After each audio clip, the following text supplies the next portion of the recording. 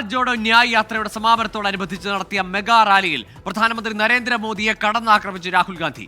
നരേന്ദ്രമോദി മികച്ച നടനാണെന്നും രാജാവിന്റെ ആത്മാവ് കുടികൊള്ളുന്നത് വോട്ടിംഗ് മെഷീനിൽ മാത്രമാണെന്നും രാഹുൽ ഗാന്ധി പരിഹസിച്ചു.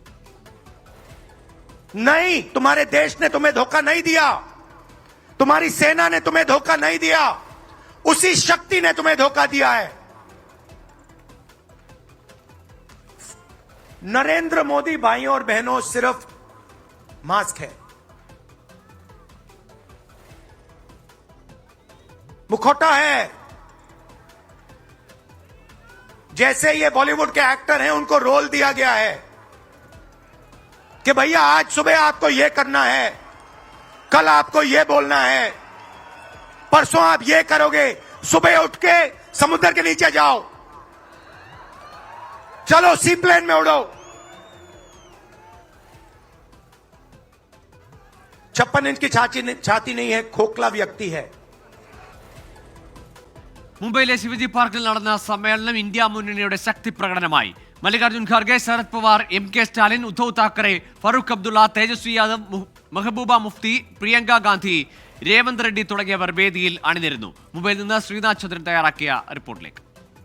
രാഹുൽ ഗാന്ധി നയിക്കുന്ന ഭാരത് ജോഡോ ന്യായ് യാത്ര അത് മുംബൈയിലെ ശിവാജി പാർക്കിൽ അവസാനിക്കുമ്പോൾ കോൺഗ്രസിന്റെ നേതൃത്വത്തിൽ പ്രതിപക്ഷ സഖ്യം അത് എത്രത്തോളം കരുത്തോടെയാണ് മുന്നോട്ട് പോകുന്നത് എന്ന് തെളിയിക്കുന്ന കാഴ്ചകളാണ് കാണാൻ വേണ്ടി കഴിഞ്ഞത്. ഇന്ത്യ മുന്നണിയിലെ പ്രമുഖരായ പ്രധാനപ്പെട്ട എല്ലാ നേതാക്കളെയും ഒരുമിച്ച് വേദിയിലേക്ക് എത്തിക്കാൻ കഴിഞ്ഞു എന്നത് കോൺഗ്രസിനെ സംബന്ധിച്ചിടത്തോളം നേട്ടമാണ്. ഇടതു പാർട്ടികൾ വിട്ടുനിന്നിട്ടുണ്ട്, പക്ഷേ അതിന്റെ കാരണം അവർ ഇതുവരെ വ്യക്തമാക്കിയിട്ടില്ല.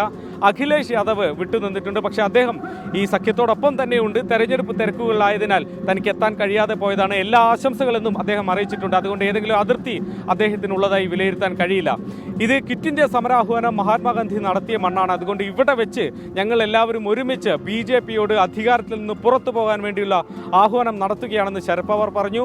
ഒന്നിച്ചു നിന്നാൽ ഏത് ഏകാധിപതിയെയും വീഴ്ത്താൻ കഴിയുമെന്ന് ഉദ്ധവ് പറഞ്ഞു. 400-ലധികം സീറ്റ് BJP കണ്ണുവെക്കുന്നുണ്ടെങ്കിൽ അത് ഭരണഘടനയെ അട്ടിമറിക്കാനുള്ള തിരുത്താനുള്ള ശ്രമമാണെന്ന് മെഹബൂബ മുഫ്തി പറഞ്ഞു.